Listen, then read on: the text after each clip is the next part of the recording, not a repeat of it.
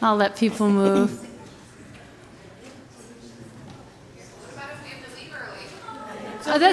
Sit in an aisle. Okay. We'll let you out. No one will be offended. No judgment.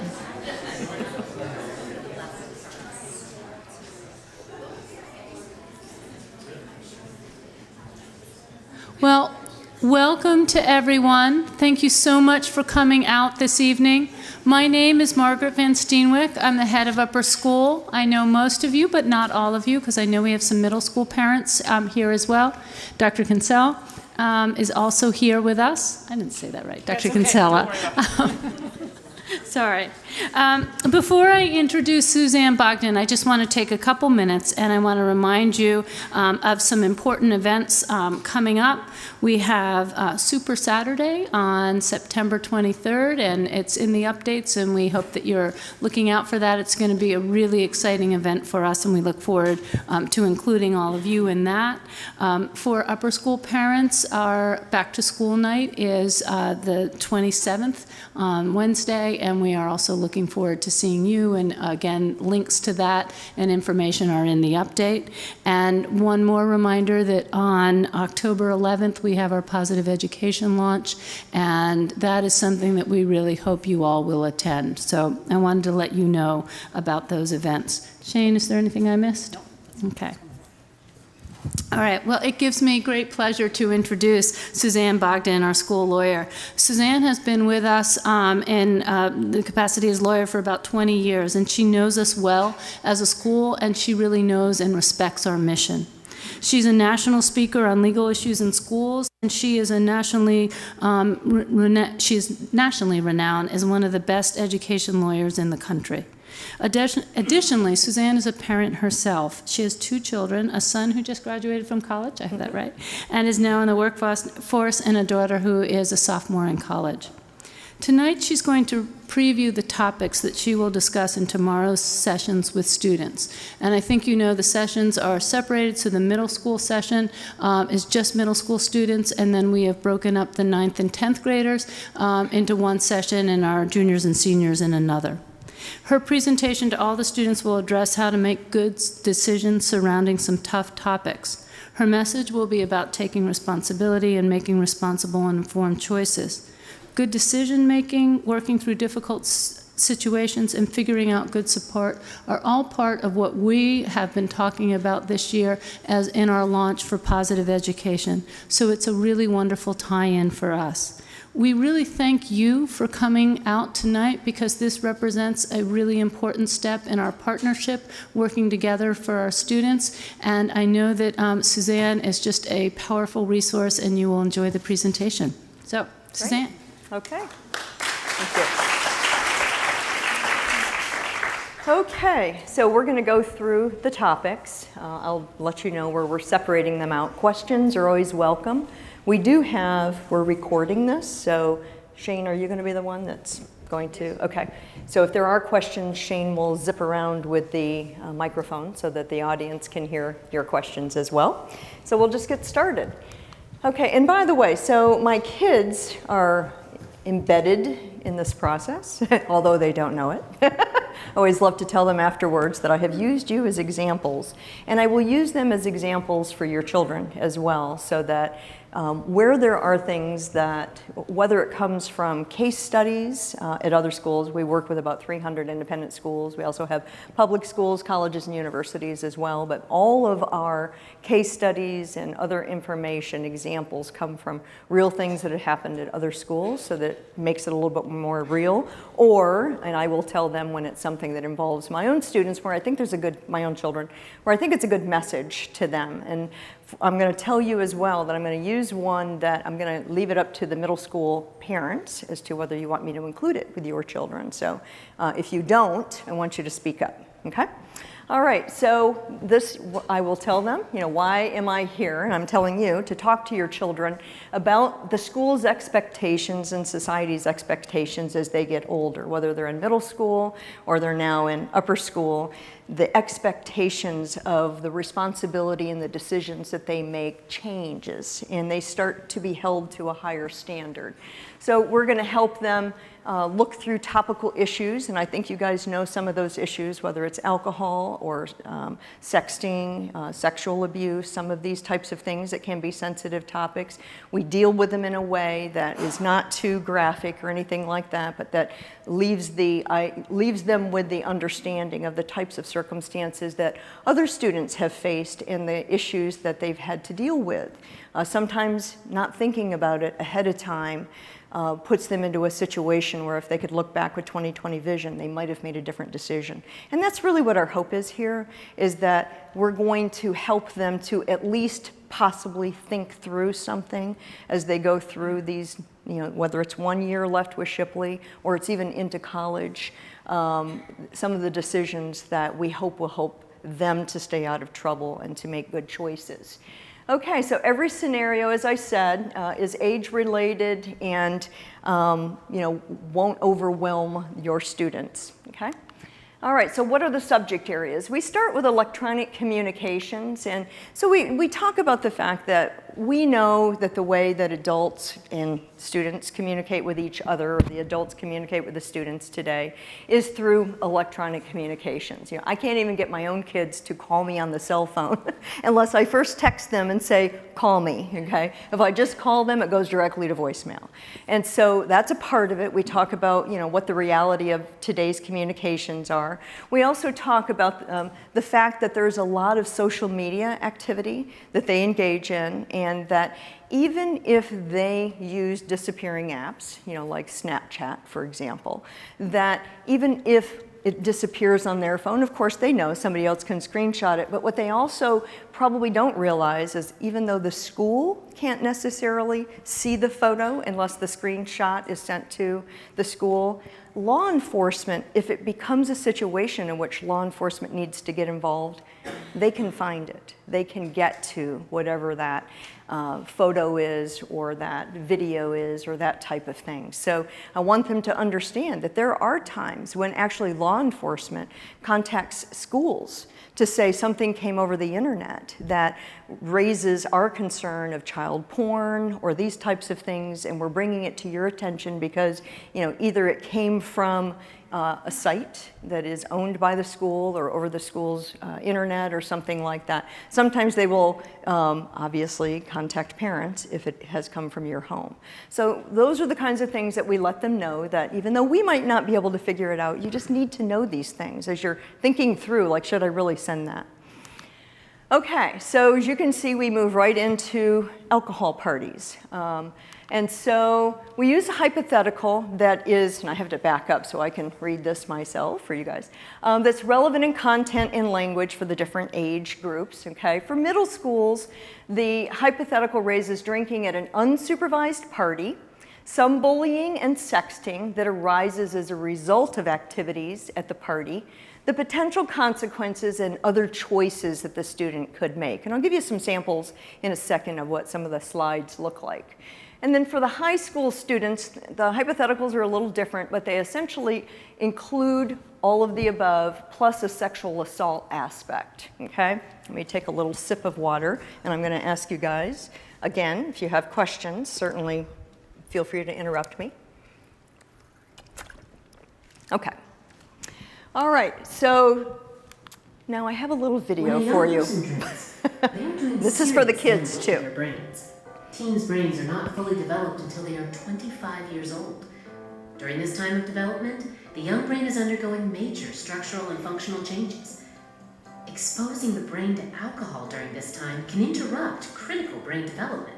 For example, the hippocampus is the part of the brain where learning and memory occur. When alcohol reaches this part of the brain, a person may have trouble remembering something they just learned. Teens that repeatedly drink can permanently damage the hippocampus, making learning new things or holding on to knowledge difficult as they get older. Repeated drinking can also affect the frontal areas of the young brain, which control impulses and thinking through consequences. This can lead to poor decision-making, lack of self-control, and even violence, both now and into adulthood. The consequences are tragic and too often deadly. The developing brain is also more susceptible to addiction. A child that begins drinking early in life is 4 times more likely to develop an addiction to alcohol than a child that waits until they turn 21. The the cost of underage drinking can extend far beyond legal consequences. Alcohol will have a major effect on your teen and can interfere with important milestones, including his or her ability to drive, have a healthy relationship, get accepted to college, or find a good job. Poor choices in your child's life now can change the course of his or her life forever. Help your child stay safe and sober. So we cut the video off at the part right before the point where it starts talking about your child, so that the rest of it is relevant to them and not necessarily where they'll tune out, where it looks like, oh, this is just my parents. So we, let them ingest the video, and then we talk about some statistics at the ages where children start drinking, and the impacts of that, and also for drugs. So you can see some of these stats by 8th grade. And by the way, I ask them, and what I don't do is I don't ask them, have you ever tried drugs, or have you ever had a drink? But we talk about, do you know somebody of your age group, okay, that has tried alcohol, or has, in some of these other examples, has done X. Maybe it is, have you ever received a sext, for example? So I never want them to feel like they're asking about themselves and maybe get a little squirmy about that. But we do like to see how many kids in the audience have experienced these types of things, because it's usually more than we wish, in all honesty. So you can see some of these statistics, and we go over those with the kids. And then on the alcohol, by 8th grade, almost 30% of teens have tried alcohol. A boy first tries it typically at age 11. A girl age 13. You can see some of the other statistics here that we go through with the students. But the thing for the parents that is concerning, obviously, is that only 25% of teens report having a conversation with their parents about the dangers of alcohol. And I do ask them, how many in here have spoken with their parents or a trusted adult, an aunt, an uncle, a cousin, that's older, about the dangers or the impacts of drinking alcohol, just to see what kinds of conversations they're having. Any questions so far? It's a very quiet group. Yes? Because the phrase tried alcohol is actually a little more complicated than, to me anyway, it looks. Because there's a kid, when you're having a glass of wine, saying, what does wine taste like? And you give them a taste of your wine. And then there's the kid actually drinking a glass of wine. Which to me, the first thing is actually, it seems like a healthy thing to do every now and then, so that they don't get to feel curious and don't get Right. too interested in it. Whereas the second thing is absolutely not a good idea Right. in my mind.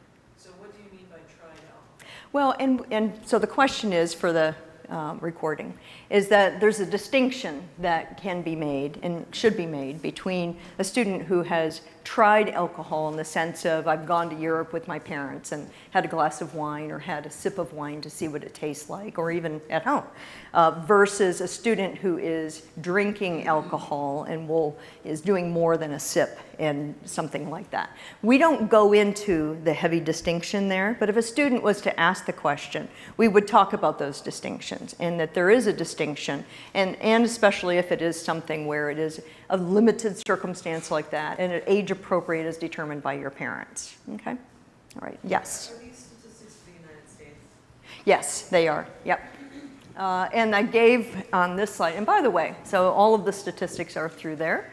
But if anybody wants the slides, I've told the school that they can share those with you. Yes, back there. Do you share the statistics with the children? I'm sorry, I couldn't hear that. Do you share the statistics with the children? Yes. We share the statistics with the children. What are the dangers that when they see 71% of high school students have indulged in alcohol, but then they think that's normal? Well, and these are where we're asking some of the questions as well about who in here, not you guys, know somebody that has tried alcohol. And what we say is you can see from the YouTube video that trying alcohol or indulging in alcohol is something that is dangerous for the formation of your brain. And so a lot, even though there may be individuals that have done this and that have indulged in alcohol, they're harming themselves and they're harming their future, potentially. Okay? Yes? I just got a text from a friend. She's in live stream Ah. Did you, Travis? I Somebody says there's no live, there's no we do, audio. if you get, we do know the live stream, we're having issues with YouTube, and so we're just going to need the audience to rely on the tape, which we will share. And I think we have it posted. Be on YouTube, it'll be on YouTube, but it's not live. It's not live. Got it. Right. We tried. Okay. All right. So alcohol parties. So we talk about, yes. Following up on this woman's question here, what is the benefit of sharing statistics with a bunch of children who we know are inclined to engage in taking behavior? We've been told 6 ways, we have a child in middle school and a child in upper school, and since the very beginning of middle school, we were told that these children are going to engage in risk-taking behavior. It's where their brain development is. So I don't personally see any benefit of sharing these kind of statistics, particularly 71% of kids are drinking alcohol. If I were a child, I'd be like, oh, look, I'm going to be like everybody else, Right. and I'm going to fit in. So could you please comment on what the benefit is of sharing a statistic like that with these children? Well, the benefit is to help them understand that there is a propensity for students to think about trying and actually try alcohol unless those students are better educated and understand the consequences. That's the reasoning behind it. So, Do you then put next to that statistics about deaths, drunk driving deaths? I mean, is it close enough in time right. so that they see, this really is a life or death matter? No. So is that something that you would, I'm sorry to be worked up about this, but Right. I have lots of friends who are drunk drivers. Right. in high school. Right. I am not talking about student deaths, and I'm not talking about things that are going to be more emotional, especially in light of some things that have happened in the Philadelphia community, in the Shipley community. So I'm purposely staying away from some of the sensitive topics that are a little bit more concerning of the last few years in the Shipley community. I know that an alcohol-related auto accident is different than other forms of death, but I am not talking about death issues in this presentation. Yes? Mark and Shane, I fully agree with Catherine. A number like that is great for shock value to raise our awareness, but I'm concerned Right. that perhaps you haven't thought through the consequences of exposing kids to that information. There's probably not parents here to feel that way.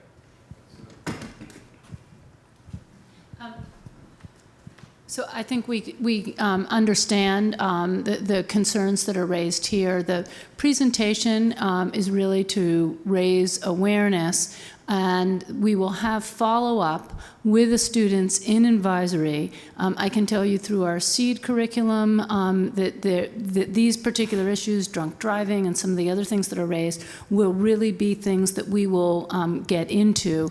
And we have a follow-up for, I know that Shane has a follow-up for immediately after the presentation with Suzanne for the 6th through 8th. We have the follow-up for the 9s and 10s immediately following. We have a preview for the 11 and 12s, and then they will have their follow-up and advisory. And then these themes, very important themes, and drunk driving and the risks are things that I think as we continue through the presentation, you will really see how it comes together. And if you have questions at the end, we will continue to entertain those.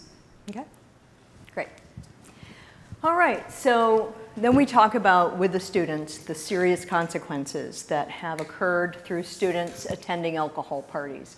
This slide is included in all of them that, sometimes if it's, remember, a hypothetical involved an unsupervised party, okay? And so we have, sometimes the police are called by neighbors when a party gets out of control and it becomes loud, and underage drinkers can be arrested, and quite frankly are frequently arrested. Some students end up so drunk they need to be hospitalized. The parents of the student who held the alcohol party can be sued for those injuries. We talk about millions of dollars potentially in judgments. And students could be expelled for their behavior off campus, and that we talk about the fact that the school's handbook for lots of different behaviors and circumstances prohibits or takes jurisdiction, we'll say, over both on-campus and off-campus activities. Okay? So then in the middle school presentation, we talk about some of the additional things that can go wrong at the party. So your friends may pressure you to drink at the party. And so we talk about what do you do when your friends pressure you to drink? You find a way to just say no. Blame it on your parents. Blame it on your, Aunt Betty. Blame it on whoever is going to be comfortable for you. But find your story and think about your statement ahead of time so that you're not going to be stumbling. And so it may be that I can't drink. My parents will never let me come to another party. Whatever they're comfortable with, but to think about it before they go. If you see that alcohol is in the house and that kids are drinking, because oftentimes they don't go to an alcohol party. It turns into an alcohol party, or it becomes an alcohol party because a couple of kids planned it, but the rest of the students didn't necessarily know it. So if that's the case, then they need to leave. When they realize that alcohol is being served or students are drinking alcohol, grab their friends that they know shouldn't be there and leave, and call their parents or another safe and trusted adult. And we talk about have your safe and trusted adult. I tell them I hope it's your parents, and that I'm telling your parents that I hope it's their parents. But if it's not the parent, who is it? Who is the safe person that they know they can call and get out of that party immediately if they need to? The other thing that is a theme throughout the presentation is go together, stay together, leave together, and know who your real friends are. And I do tell a story. I usually tell the story only to the upper school, and it's up to you guys if you want me to tell the middle school. I tell it about my son, who actually was in college, so it was his first year of college, and he became upset when his girlfriend broke up with him. He is not a drinker, has never been a drinker.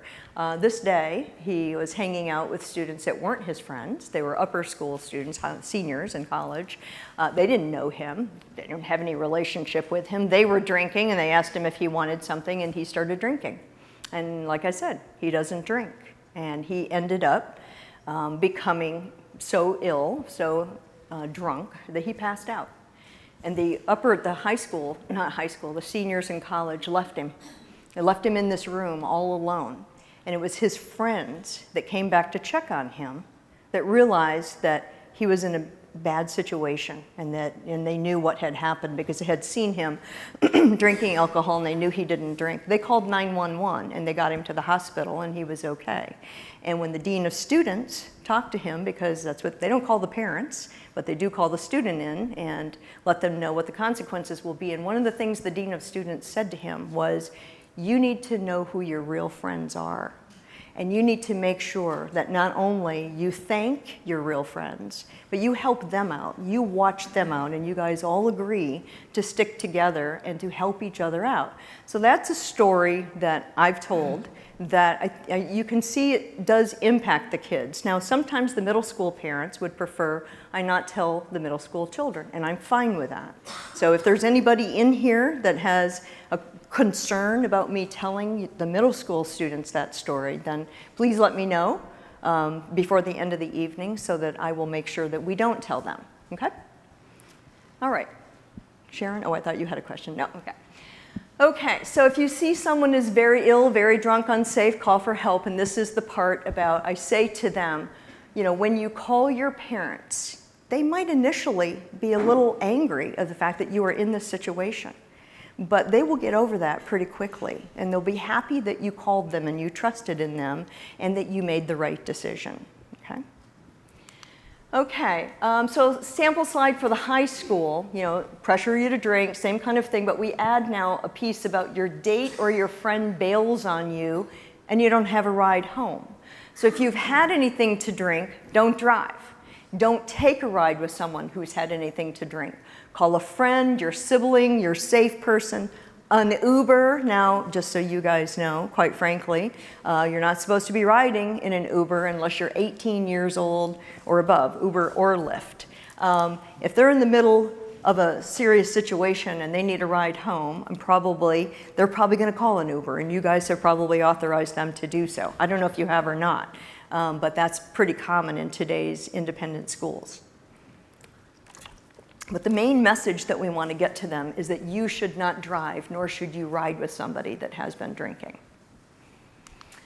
You see there's a lot of alcohol in the house, so we're grabbing our friends, we're getting out, and the same last piece of this last slide. So the middle school and the upper school are pretty much the same, but they are a little bit different. Okay, so thoughts for parents, some additional things that we've had that I just want to share. You know, schools, what we're finding, and again, we do represent schools nationwide, and so we're seeing more of a wave in which schools are two things. They are recognizing that there are some parents in their community that do serve alcohol to kids in their home, and what I'm talking about is serving substantial alcohol. I'm not saying the sip of a glass of wine, to say this is what Cabernet tastes like. And more schools are reporting those kinds of things. They're proactively investigating them when they're hearing about them and reporting them to law enforcement when they have confirmation. Also, just so you know, that it is harmful to a child. It is considered child abuse to give a child a level of alcohol that would impair a child. And so that's another thing that more schools we're seeing nationwide are doing, is reporting that to child abuse. And then there is this societal obligation that we all have, whether we're a school mandatory reporter or not, to report child abuse when we see it. Yes? So you just used this word impairment, which I'm wondering about, because I think, what I think I know is that alcohol has a different effect based on body weight, body content, body makeup, etc. Do you talk about that? It seems like in your statistics slides, it might be good to have some information about just how much alcohol a child of 15 that weighs 120 pounds could consume before they will be, impaired, or what impairment, what the legal definition is, like give more sort of information about it. And I don't get into that, and I'll tell you why, because I don't want to start giving them information where they can say, well, I can have one shot, but not, or mix it with this, and that would be better. So I try not to do or give them the kind of information that would help them to understand kind of the limits of how to do it purposely. But that may be some of the things that the school, at some appropriate presentation, because I know the school is always doing different kinds of appropriate educational processes on drugs and alcohol and those types of things. Good question, though. Good point. I thought I saw one more. Yes? I was just going to say, I feel like you do a really good job talking about don't drink and drive, don't be with a friend who's been drinking, and so on and so forth, and call a trusted adult. But one thing that, I don't know if maybe it's just unique to this area, but I find a lot of adults drink and drive. So have you considered a slide or the subject of if so-and-so's father shows up to pick you up and you can tell he's drunk? That's a very good point. I actually had not thought of adding that, but I think I will add that. And what I will tell you too is there is a lot of information that is out there that talks about children and addiction and learned behavior, and a lot of it is because there is a lot of parental or other adult drinking around their children that is then deemed acceptable, and a lot of alcohol in homes, and so that it's accessible. So it's acceptable and accessible. But I think that's a very good point. And I will add that, I'll make a note here, that if somebody does come to pick you up, whether it's from school or an event or something else, and you feel that they don't seem right, you believe that maybe they've been drinking or impaired, then you should call another ride or call your parents if it's not your parents that are picking you up. Good point. Okay, anything else? Oh, yep, one more. You also have a bullet point about, you say so many children are medicated, and you mix alcohol with medication. No, we do talk about the misuse of prescription drugs, so that they also know, on one of the slides that we zipped through back there, we talk about that there are a lot of students that will have legitimate prescriptions, and that if you misuse that prescription, we didn't talk about the mixing of it with alcohol, but if you misuse it, that is also something that could create a problem for you. Or if you're taking somebody else's prescription, it's not meant for you and it could have a harmful impact. Like I have a friend, sorry, I'm like the bad person in the room, but I have a friend who's from Baltimore, so we're not at Shipley, whose daughter was on antidepressants, and somehow they inadvertently found out that she was going to a party and smoking pot. She actually was bringing the pot to the party. Right. So, I mean, the parents obviously went berserk, and these are two, actually, the parents are lawyer. So, because what she told me was that the medication itself says you cannot, I mean, there are dangers associated with drinking or drugs that are much higher if you're on this prescription medication, and kids may not notice. Right. Well, here's another part of the challenge that we have for the students. I have 50 minutes, and I have like 7 subjects or something. So it's a survey. It's a brief conversation about guidelines that is then delved into more deeply throughout the school year, some of which will be some questions and advisory tomorrow, some will be at other times. But the purpose here is not to necessarily, I mean, we could take any one of these subjects and go into it very deeply and really address, the nuances, but what we're trying to do is introduce concepts again and talk about it from a different viewpoint. They haven't heard it from necessarily the lawyer's viewpoint and the kinds of stories that come from our experiences. And so that's what we're trying to do. And so while all these are really good suggestions of the kinds of additional things we can talk about, there are going to be limits on our times for that. Okay? One more, and then I've got to move on. I hope school administration can reinforce what a courageous thing it is for a kid to call in when another kid is sick, because we see the bystander syndrome where no one does anything. So I think kids need to be reinforced how that takes a lot of courage, and they should really have that in the back of their mind at all times. That's a very good point. Okay, I said one more, but I saw one more hand, and then I'll move on. Yes? Yeah, sure. I guess it's mostly for the older kids, high school, but do you ever address the possibility that you could be served a drink that's been doctored or roofied? Yes, we talk about bringing your own non-alcoholic beverage. We also talk about when you go to a party, don't take a drink from somebody else, even if it looks like a Coke, or if you've asked for a soda, bring your own, drink your own, okay? And we talk about that's the reason, yeah. Okay, so sexual assault is the next topic that we go into. In the hypothetical, I thought I corrected that, I apologize. For a middle school involves horseplay by students that results in a depanting situation. You know what depanting is, I presume? Okay, so it's kind of popular in middle school and high school, and goes in waves. It's where the students will pull down the outside shorts or pants of a student, okay? As a joke, okay? So somebody walks by and they whoosh, they pull their outside pants down. So it's a depanting situation in which a student's private parts are exposed. This one, they accidentally got the underwear too. This is, again, out of a real scenario that occurred.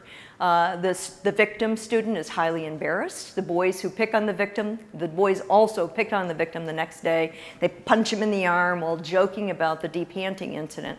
And the victim's arm hurts so much his mom takes him for medical care, which is when the depanting story comes out. It's not reported, it doesn't come out, nobody even knows about it until the next day when she takes him to the doctor for the bruise on his arm. So that's that when we talk about the various issues that come out of that. And so there's lots of issues. There are, the fact of the sexual assault, because that's what it is, and we talk about why it's a sexual assault. There are also, some other, the bullying and harassment issues that come out of that. So the hypothetical for high school kids is an implied assault. No actual details are really provided, in which a girl who drank cannot recall what happened, but there's a video of her being passed around the school, and kids are calling her unkind names based on what the video depicts. And so this deals not only with sexual assault, but sexting and those types of things. So we discuss the consequences from the various behaviors. So we talk about whenever the school is put on notice that there has been some type of a child-on-child and of course an adult on child, but this is child on child sexual abuse, that is reportable to child abuse, okay? Used to be that those would be things that would be handled internally at schools. Today, the law requires that those things be reported to child abuse and investigated. So the police will come, or child abuse, and investigate. Sometimes there's the possibility of criminal charges, depending on the circumstances. Oftentimes, just to give you guys kind of a moment of ease, if it's not a serious issue, child abuse takes this as a moment for a teachable moment and talks about what, you know, how this could have been much more serious and better and different choices they should make. But if it is a serious issue, and it could actually be something law enforcement and or the parents of the victim decide to pursue. And so it's possible, and we have had many circumstances in which there was criminal charges asserted, were criminal charges. Yes? While I appreciate the example that you showed, that you say you discussed with middle school students, these kids are so sophisticated, and I'm not necessarily saying that positively. The social media that is available to these kids, what appears on that social media is stunning. Oh, I know. I know. Talk to them about the sexual piece of that in middle school, because it's disturbing. So I'm hoping that you get into that as much as you do with the high school students, because it's there and it needs to be addressed. Right. We try to find a balance because I understand exactly what you're saying, okay? And I'm going to be honest with you, in some schools, the community is more open to a little bit more, I'll say, detail. And in some schools, the community is not. So we've tried to find a balance that uses something for middle schoolers that is a little bit more tame, but we do discuss the sexual assault aspects of it. The problem is what these middle schoolers are doing Right. is not necessarily tame. I know. So we need to understand what that means. Right. So it really needs to be addressed in a way that they understand the consequences of something. Yeah. Thanks. Okay. For juniors and seniors, we talk about how very serious the issues are today, especially since they're so close to college age and what's happening on our college campuses. We discuss the fact that a victim who is impaired by drugs or alcohol cannot legally consent to any type of sexual activity. So if sexual activity does occur, that is considered to potentially be a sexual assault and a rape, okay? Okay, so we give tips. Many sexual assaults occur at or after alcohol parties. There is a huge correlation there. If you go to parties, don't drink. Keep your head clear. Avoid the pressure of drinking by bringing your own non-alcoholic beverage. You can make it look like an alcoholic beverage if you want to, if you feel you need to fit in that way. Don't let anyone pour you a drink. This goes to your question a little bit earlier. Even if you requested a soda and they tell you a soda, because you never know what they've also put into it, or you never know what else is in the glass. Go as a group, and so again, this theme, go as a group, stay as a group, return as a group. Don't leave anyone behind. Agree upon that up front. Be watchful and help your friends and remove them from a situation that appears to be getting out of hand. So, the same kind of themes, whether it's an alcohol party or it's a situation that ultimately may end up in a sexual assault. If you're feeling that someone's being too forward with you, touching you, or otherwise making you feel uncomfortable, tell them to stop. Let your friends know, ask your friends to stay close. We even talk about don't go anywhere alone. If you need to go to the restroom, post your friend right outside the door so that you're not alone. You've got somebody close by. And then if you are assaulted, seek assistance through your parents or law enforcement immediately, and don't wait to seek that help. Yes? I'm concerned, especially in this slide, that this is all being delivered from the perspective that of don't be a victim. It's not addressing at all what it might, how would you go about saying don't be a perpetrator, don't commit sexual assault? Mm-hmm. And also even the bullet point about consent was about slightly hinted at the fact that consent is something that one is seeking as opposed to only something that one is given. So I'm concerned, especially here, that this perspective is not addressing the other The other side of the coin, the aggressive side of the coin, which is watch your own behaviors. We talk about that a little bit in the bullying and harassment arena. So what I try to do is I try to hit the topics like that. I don't talk about it necessarily at a party. Certainly I can mention it. If you prefer that I also mention that, I'm perfectly happy to do so. Talk about you have to be respectful in your own behaviors. And if you are also an individual or separately an individual that is being victimized, these are the kinds of things you need to think about. So, good points. Yes? Do you have any data on the impact of this kind of presentation? I mean, in terms of do kids not drink as much, do you see a reduction in that 71%? Also, do kids stop going to parties if they see them as bad places? Okay, so the question is, what's the impact of a presentation like this? Okay, so can I tell you that, you know, in 2 weeks we can do a survey and find out that kids have stopped going to alcohol parties? No. What it is, it's to raise awareness and help them to think about, we hope, or help some of the students to think about making better choices. I will tell you this. We have had several situations at schools where we've had these presentations in which students have self-reported some of the behaviors that they have done on Snapchat and social media, have eliminated blogs that they've had that are inappropriate, that talk about sexual or racial kinds of topics. We've had other kinds of issues where students have said, I didn't think about things quite like that until we heard the presentation. So I'm not going to tell you that this is going to necessarily change how your child thinks overnight. Our goal is to raise the awareness and hope that students will think about it and maybe make a better choice than they would have otherwise. Okay. Yeah. The other thing it does do most is it gives the teachers a chance to have the conversations. So it's sort of an entry point. So when we come back tomorrow at middle school and upper school, we can begin those conversations and continue them out over the course of the year. Have students be comfortable talking about it and seen it that over and over that case. I think that's where the positive will come from. Okay. It's obvious you guys are all really concerned about your students, and it's nice to see that this is a very large group of people that have come compared to some of the other schools and audiences, so I want to commend you for that. Yes? I don't want to bog it down, but I think it's obvious to me also that the people in this room are probably already having these conversations with their kids. It might be great to share resources with the parents where they can, you know, maybe for those parents who are watching on YouTube or whatever, that we can go to if we need support in the way we present to our kids or in the ways we have these conversations. I think that's a great idea. Are you guys listening to that? Yeah. We have but the school's support team down here that's listening to the comments, the questions, the recommendations.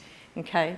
One more and then I'll move on. I just wanted to follow on the comment that was made down here about, I think it's important to emphasize to the kids in terms of the other side of the coin, not just to sort of watch your own behavior, but actually to help to monitor your friends. Yes. So if you see your buddy getting Right. a hand, that you have a responsibility too. Yes. And we Get our group of friends to stop this kid or to call people to bring in help. Right, yes, and we do talk about that more in the harassment and bullying arena, but that is the very issue that we hit on there. Good point. Okay, sexting.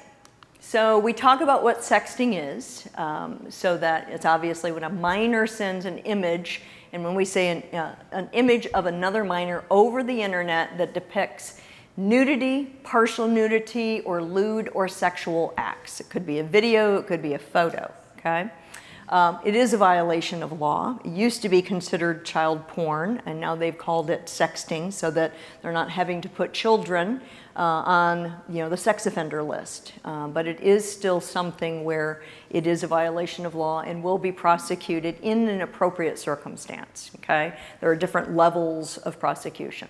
It could also constitute child abuse if the image ends up being distributed to a large number of people. Law enforcement's goal is to get it off the internet. So it needs to be reported, according to law enforcement, so that they can swoop in, find out where the image is, and remove it, okay, from devices and from the internet. Another way it could constitute child abuse is if there's any element of coercion that is going on. We have a lot of situations where somebody will learn information, secret information. When you know, at the middle school level, it's typically that we have secret information, secrets of students that are shared with another student who happens to be a student that's kind of a, I'm going to call the person kind of a predator because they're doing this on purpose. And then when they get these secrets, then they say, send me a picture of you in just your underwear, or I'm going to tell so-and-so about your, you know, your strongest secrets. And then it becomes more direct as we get into the older that students are. So we talk about the sexting and the ways that it must be reported, and that when the school reports it and law enforcement investigates it, that the sender of the image may be prosecuted. I think I saw a question. Yes. We are really the first generation of parents to navigate a lot of this social media. Right. Changes very rapidly.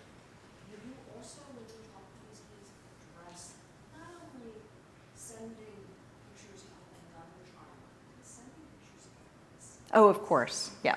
So sexting is, it doesn't matter if it's you sending it to your boyfriend, sending it to yourself, or if you're taking secret pictures. Another thing that is kind of a issue in schools that we've talked about here to try to curb or make sure it doesn't occur here. Students going into the restroom and taking pictures of each other over the stall, under the stall, at the urinal, while they're using the restroom, and then sharing that on social media. So students have all sorts of ways of finding interesting concepts to share with each other that, you know, new ways to get into trouble.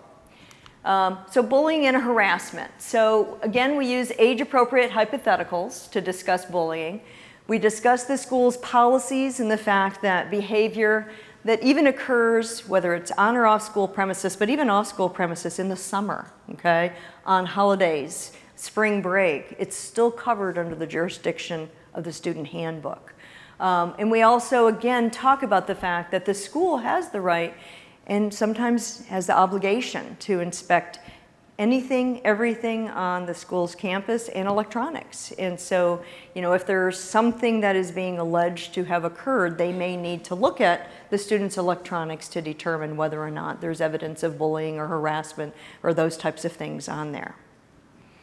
Then we give them some tips. So tips are, you're not required to like everyone else at the school, but you're required to treat everybody respectfully, okay? And we talk about the fact that, you know, as you get older and as you grow up, you know, you're going to navigate relationships, and you need to start really working on navigating relationships now. And again, even though you might not love me, you still have to treat me in a way that is appropriate and respectful at the school. We ask them to think about the words you use directly and in text and social media, the looks you give, your interactions with others.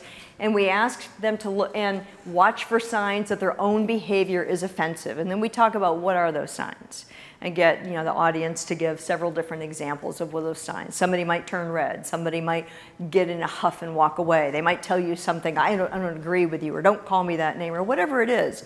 Body language, verbal language. They might report you. So there's a lot of different ways that they can show it. And I tell them, it's obvious that you know the signs. You're telling me, you've given me lots of examples, so you know the signs. And so when you see those signs, you need to change your behavior, and you need to find a way to make it right.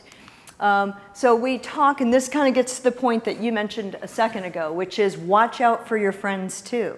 There are a lot of people out there, and this is true in the adult world, in the workplace. They don't get it. They don't realize when they're doing things that are offensive to others, and when others are, you know, actually offended by their behavior. So if you, as a friend, see your friend doing something that you know is offensive, somebody doesn't like, tell them, give them a heads up, so that, you know, it could help them avoid hurting others or resulting in discipline, being called into the dean's office. You would hope that your friends give you a heads up if you're going beyond what's appropriate. And that we also then talk about report any concerning behavior that's happening to them or their friends. And then the other thing we take a minute to talk about is to see whether or not there, and I do this primarily with the middle school students, are there any areas on campus that make them uncomfortable or that they don't like to go into because that's where behavior sometimes occurs. You know, and we'll sometimes learn new spaces that we weren't aware of. I mean, we know the challenging spaces, you know, the restrooms, the locker room areas, things, the passing times, sometimes the lunchroom, but you know, trying to find out if there are places and areas that maybe we're not aware of that we need to give better supervision to, or times of day that we need to give better supervision to. Okay, and your role in this area as the parent is to talk to your child. I know you probably are, but if you're not, talk to them about bullying. See if there are concerns or negative behaviors focused on them or their friends that maybe you can get them to talk about. Encourage your child to speak up. You know, it's easy for the parent to speak up, and I'm not saying you shouldn't, but it is good to make sure your children know that they should use their voice in these areas, and especially the younger children won't necessarily speak up. And so helping them understand the words to use, how to say it, those types of things, and when they should say it is very helpful. And then, of course, the same for you is to, you know, also speak up. We'd like to hear from your child, but also like to hear from you. And then don't assume that the school knows about the situation. A lot of times we will hear from parents that everybody knows that, you know, Max over there or Suzanne or whoever happens to be, you know, is a student that picks on others and is always kind of in the middle of the fray. It's not necessarily the case. And just because parents might perceive this doesn't mean that the school administration is necessarily aware of it. So if there is something, do speak up about it so it can be addressed. A couple of other things is that there are a lot of student interactions that sometimes are negative, but aren't necessarily bullying. It doesn't rise to that level. A part of it is what I'll say normal, natural student conflict. And part of that is something that helps students grow. We all have a certain level of conflict that we work through that helps us mature as adults and learn how to avoid and learn how to, you know, use our words in better ways. So, you know, not everything necessarily is going to constitute bullying, but if there is something where there's a serious situation, there's a harmful situation, there's a pattern, there's a group activity, you know, these types of things, then absolutely, those may be the types of things that are going to constitute bullying, and we do encourage you to report those. And then the last thing on the bullying piece is that, and I know many of you know this, but it is a challenge a lot of times for schools, is that, you know, as a parent, we always want to know, like, what happened, you know, as far as what did you do to this kid? You know, is that kid going to be expelled, or what kind of discipline has been meted out? And as you know, you don't want the school to tell anybody about your child's grades or discipline or medical conditions or any of those kinds of things. In the same way, the school needs to maintain confidentiality about those issues for other students. And so they will tell you that, you know, yes, we have taken appropriate corrective action, or we've implemented some changes to avoid this in the future, or those types of things that might sound vague to you, but they're trying to let you know we have addressed it. Let us know if there's anything else that occurs. Follow up with us if there is something else so that we can make sure we take care of that, and also take care of any potential retaliation that may occur. Okay, so student-adult boundaries. Yes. Also with the same point to address when somebody makes false accusations about accusing somebody of bullying when the person is not doing it. We talk about making that the school takes jurisdiction or does address issues that are legitimate bullying complaints. I don't necessarily go into what the consequences are if you make a false complaint. That's something that the school would address individually when it happens. I will say, and you know, just at least from the cases that come to my attention, I don't see as many of the false complaints as we do the legitimate bullying issues. And so we kind of deal with that. But we do talk about it, that it needs to be a legitimate issue, and that, you know, individuals that are reporting it need to be truthful and honest about what's going on. Okay.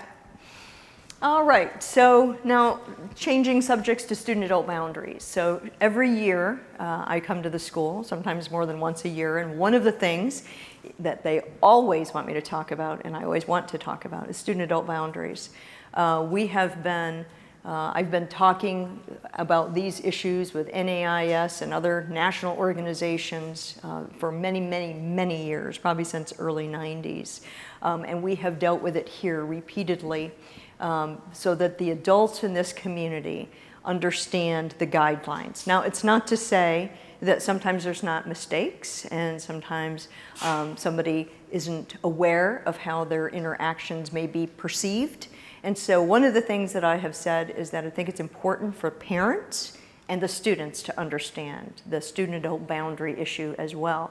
I don't tell the students this, but I will tell you guys this. We had a situation in a school that the wrestling coach was having the wrestlers weigh in naked. He was watching them as they were showering, and sometimes he was showering with them. And the students were telling their parents, and the parents were thinking, I guess it's okay. The school, wouldn't allow it if it wasn't. And it wasn't until it became quite a parent conversation of the wrestlers that it finally got to the school's attention. And needless to say, the wrestling coach was terminated immediately, and that is not appropriate behavior. But a part of that was that there was no training in that community with employees, with students, or with parents on what appropriate boundaries are. So we want you to know, and we want your children to know, so that there's never a question about those issues. What about teachers requesting friendships on Instagram? We're going to go through some examples. Okay, so they can be friendly with each other, but should not become too close, where the relationship becomes a friend relationship. It is not a friendship. It's always supposed to be a professional relationships. And we use a common hypothetical involving an adult who's trying to help a student that the adult can see as distressed. It's a former teacher for the student. The teacher and the student know each other well, and so the teacher begins to have regular communication. So I'm going to just see if I give you. Here it is. When a teacher Erica had last year heard about the incident at the party and that the girls were calling Erica names, the teacher tried to help Erica through the trauma and began meeting with her regularly on and off campus. The teacher also texted Erica each evening to see how she was doing and to let her know the teacher cared.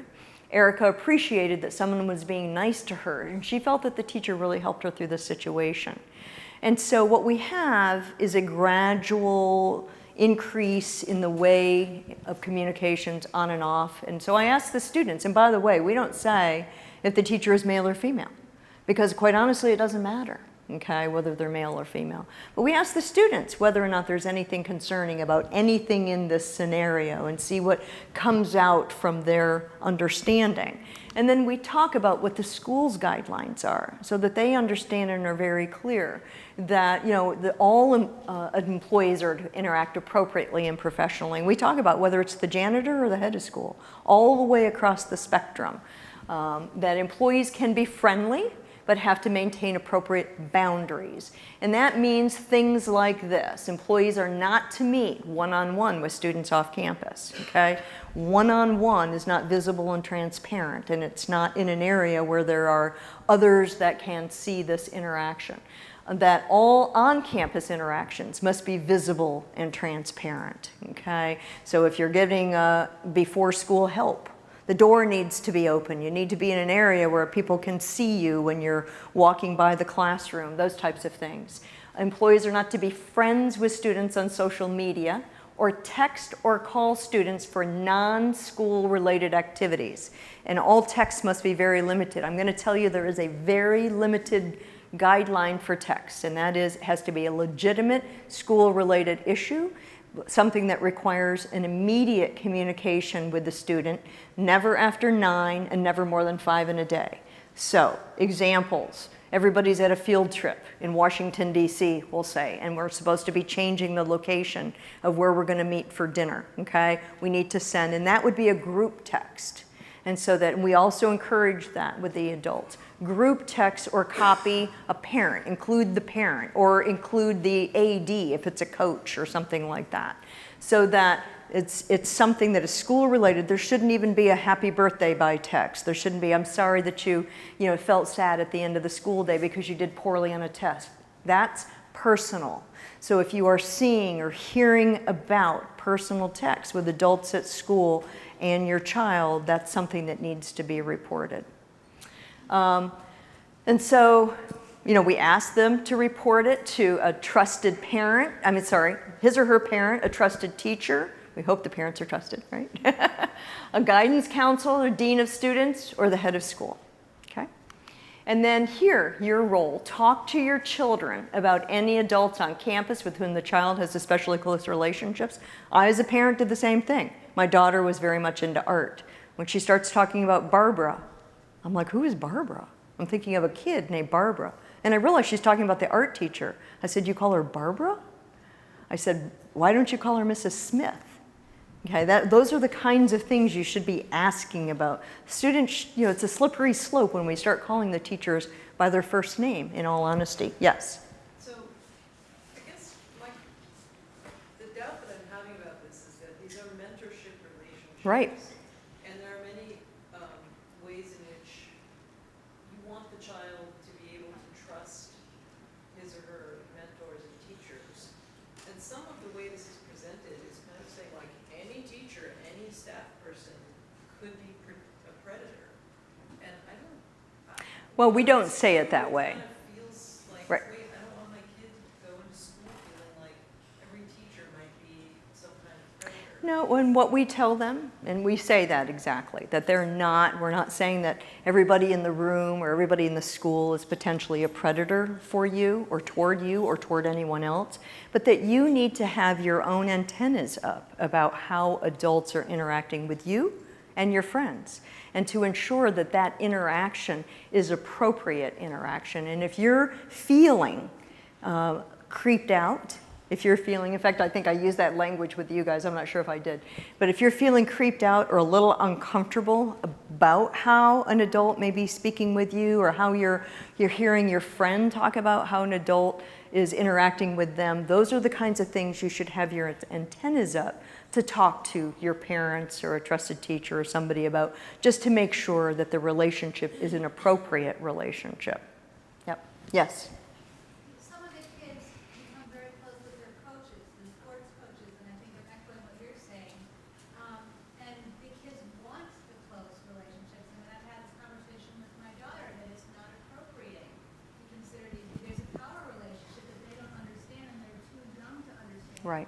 And even that, adults get into these situations too, that it's a slippery slope. So what can we say to our children who are in sort of a positive relationship with someone who's older, who's a coach or a teacher who's not a predator? We're not worried about that, but we're just worried about the child misunderstanding the nature of the relationship. What do you say? Yeah, well, and I think you talk about the fact that this, it's great that, Mrs. Jones, or Mr. Jones or whoever, that you have such a good relationship. But you do need to recognize that this is still an adult. It's still a professional relationship. It's okay to, learn and be mentored and to feel that this individual can help you in your career, as you move forward, and you can learn good techniques. But I also need you to be, for yourself and for your friends, also remembering where you should be meeting, when you should be meeting, that it should be normal scheduled types of times, or mom or dad or somebody needs to be there if it's going to be off campus. That's where I was saying no one-on-one off campus, so that you help them understand those guidelines. You don't make them afraid of having relationships, but understand just to be wise in the guidelines, okay? And also, I would ask periodically if any adults are texting them. You would be surprised how many times, and I'm not going to say it was at Shipley, but I work, like I said, with 300 schools. There's a lot of circumstances where parents have found out social media and texting relationships that they had no clue about. So, gently try to talk to them, and sometimes they're friends. I used to talk to my daughter's friends all the time. Say, okay, you guys, who are you friends with at school? Who are you texting with? Any adults, and what do you think about so-and-so, and what do you think about so-and-so, and who's doing what to whom, these kinds of things, and just try to get a little bit of conversation going. You may get limited information, but if you don't ask, you're going to get none. Okay? Okay. So your child's future is our last topic, and this one is only for the upper school because it really kind of goes beyond, I think, at this point what the middle school students need. So we spend more time for the middle school students on bullying and harassment, just so that you know. We go over that a lot more. And so we discuss college admissions officers are looking at applicants' social media pages and on the internet for what they may find, good and bad, okay? There have been students who have been rejected or whose college admission has been withdrawn. And what's the one we're going to talk about? Absolutely. We're talking about the recent thing at Harvard, but it's one in a string, just so that you know. So we talk about this April 2017 circumstance where 10 students from the class of 2021, which would be entering this year, were basically their admission was revoked based on their memes that they had posted that were pretty graphic. We give some examples of the screenshots that were reported by the Harvard Crimson, that there were images mocking sexual assault, that the Holocaust and deaths of children. Some of the messages joked that abusing children was sexually arousing, while others had punchlines directed at specific ethnic or racial groups. And one called the hypothetical hanging of a Mexican child piñata time. That's why I don't also report it to the middle schoolers. We can talk a little bit more frankly, as you've suggested up there, with the upper schoolers. And then we remind them that Harvard, like a lot of other colleges, makes a clear decision that the university reserves the right to withdraw an offer of admission if the student engages in or has engaged in behavior that calls their honesty, maturity, and moral character into question. And by the way, that's something that we talk about. When I first started this, and we talked about electronic communications, I give them an example of 2 students who were expelled for a story that they wrote about their fantasy of sexually abusing a girl at the school. And I said, this happened in the summer. It was actually written in February. The school learned about it in the summer. And the school made the decision, long thought about it. But what they ultimately decided was these children did not reflect the character and integrity that was necessary and was expected to be a member of that particular school's community. You had a question?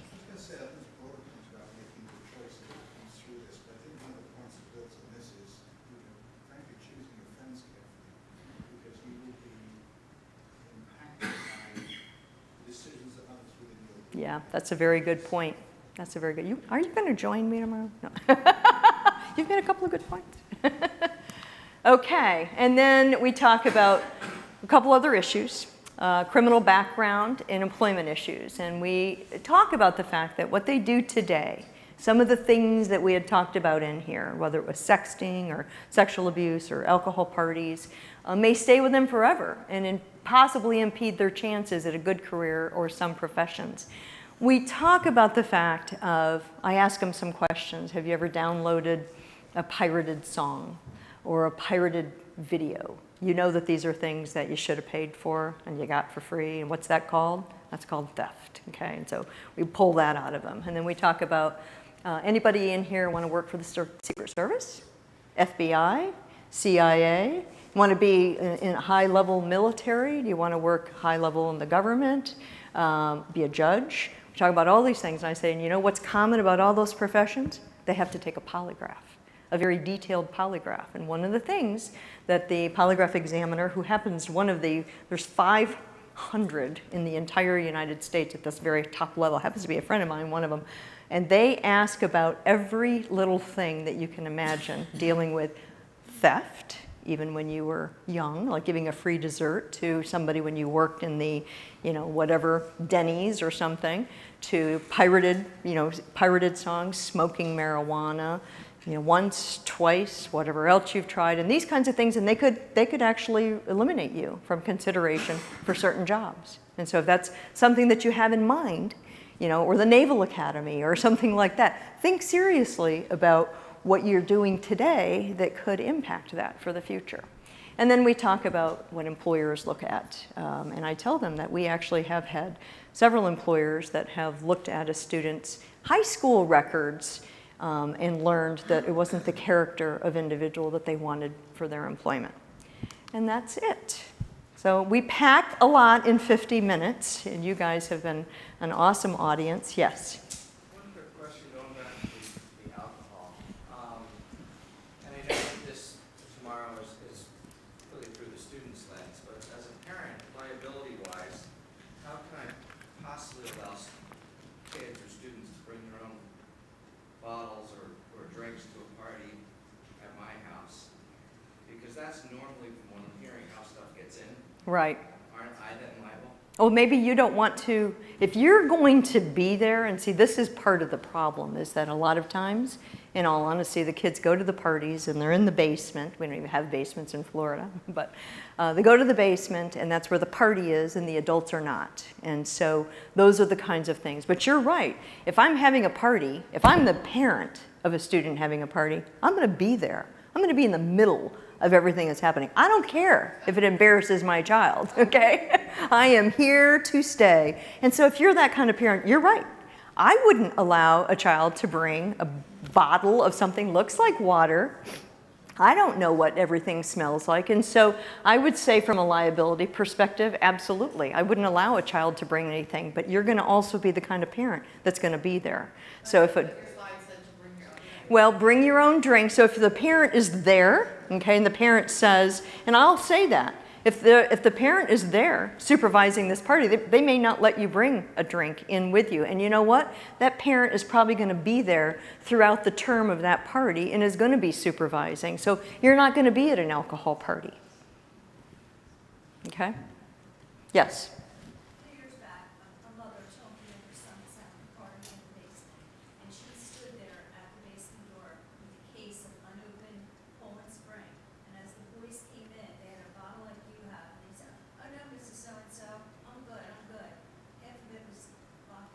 Mm-hmm.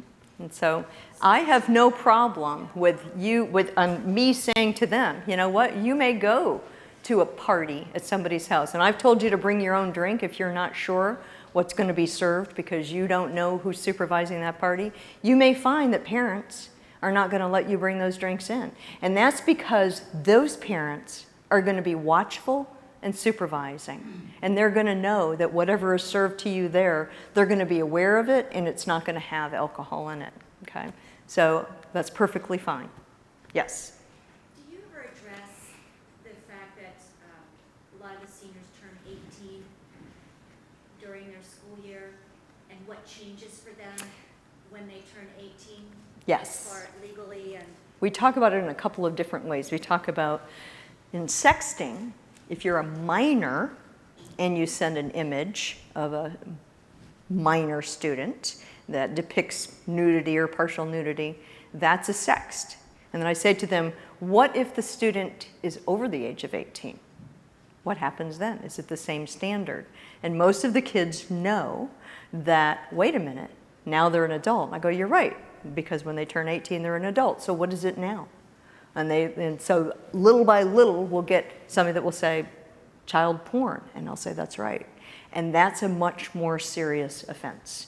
So when you turn 18, there are the laws apply to you in different ways. The school's rules don't, but the laws do. And you could get into serious difficulty or trouble from a criminal standpoint just because of the fact that you've now slipped into adulthood.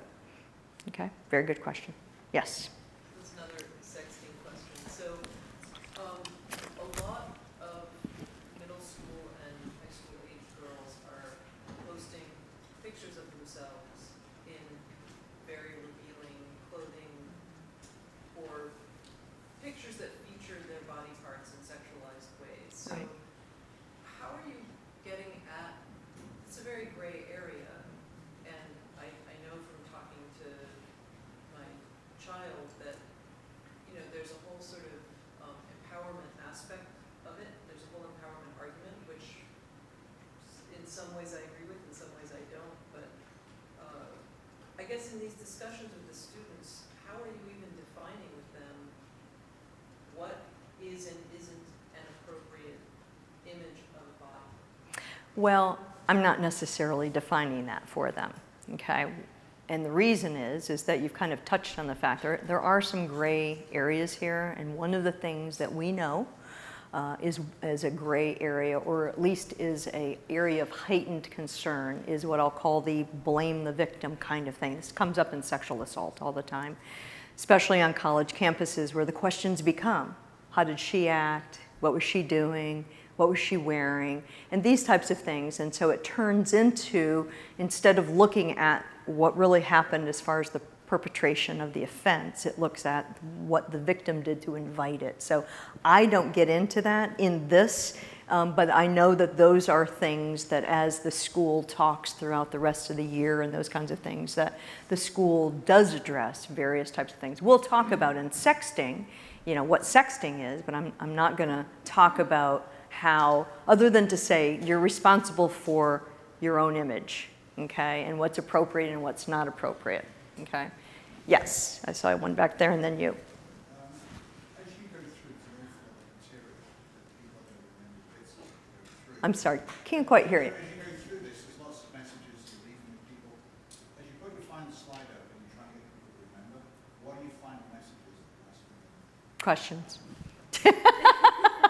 Yeah, no, you know, I don't do a summary of each of these because there's too many topics, and also I just don't have the time.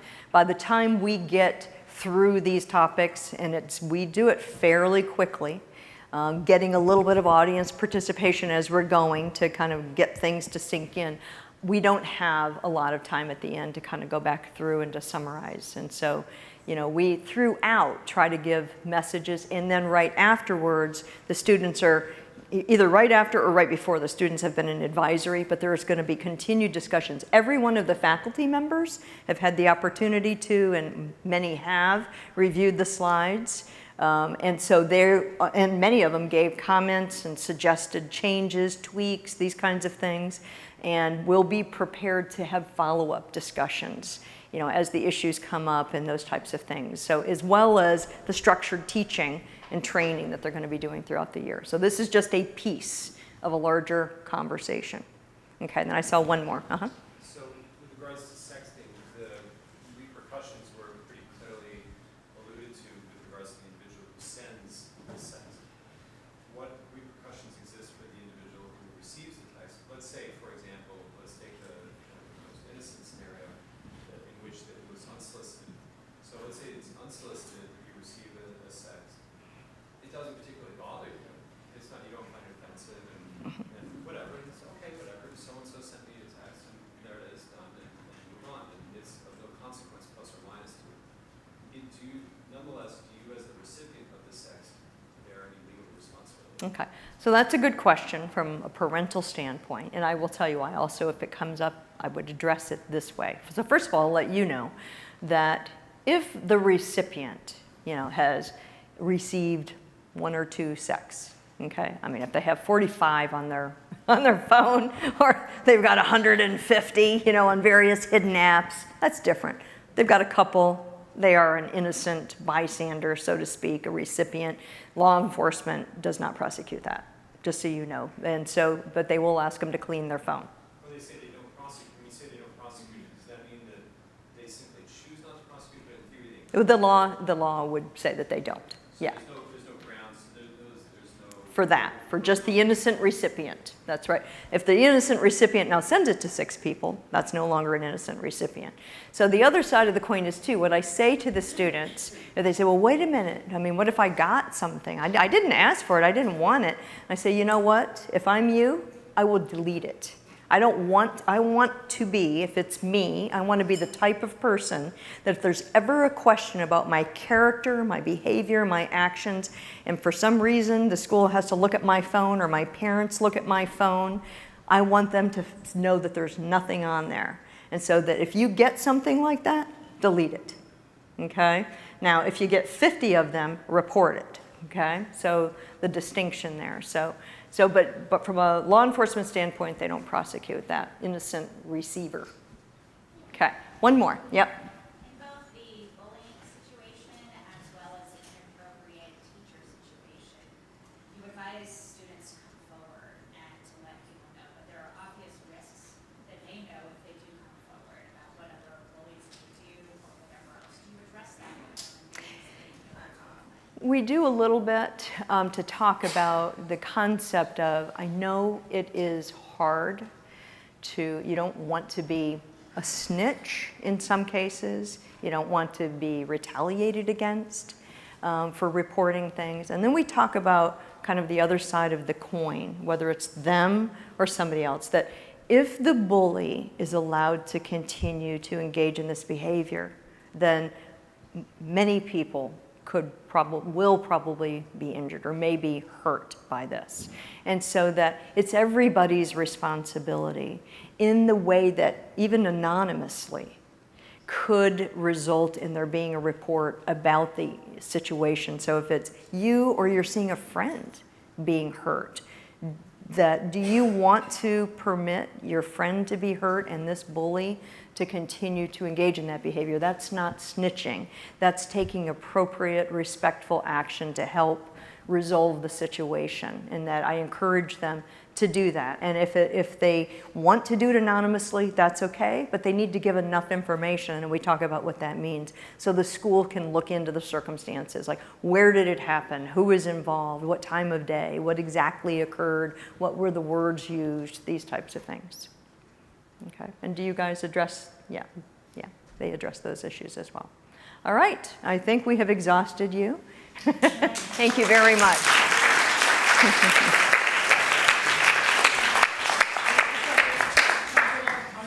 know it's a busy week, so we appreciate you coming out.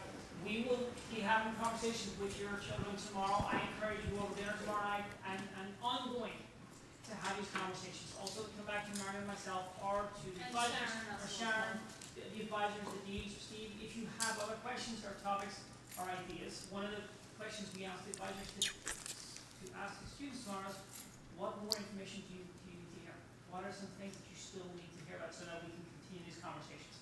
This is just the beginning. It fits into all we do with positive education and the C program, so it's just one part of a very complex program that we offer here in school. So thank you all for coming. Have a good night. And thank you.